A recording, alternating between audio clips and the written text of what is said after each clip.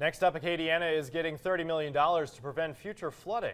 Governor Edwards made that announcement this afternoon here in Lafayette. Most of that money will come from a FEMA grant, while the rest will come from money left over by Hurricanes Gustav and Ike. Those funds will pay for regional flood protection projects. Our Travis Guillory is live along the Vermilion River. And Travis, what areas are going to be covered by this grant?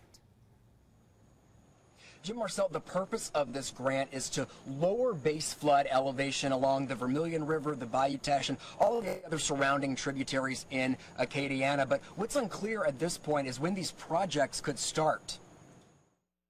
This is the first time in the state where we've taken this type of approach to making sure that we're mitigating against the risk of future floods.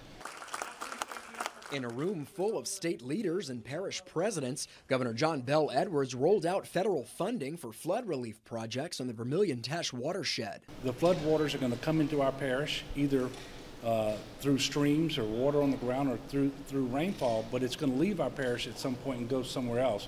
So why don't we coordinate our efforts to make sure that we approach this on a watershed basis? The $30 million for these projects are already in the state's pocket, but it's up to the individual parishes to determine where that money goes. For people that want to know, what is this money physically going to? What could they tangibly see being done out there in the next month, year, Well, the leaders behind me, working with the state, working with the federal government, they're going to come up with a plan, working through a framework of considerations that in fact, that's what this conference is all about today.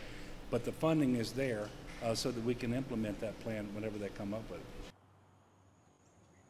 Now, once the parish presidents and police juries decide where that money is going to go, FEMA has to approve the projects before they can get underway. Live along the Vermilion River, Travis Guillory, KATC TV3.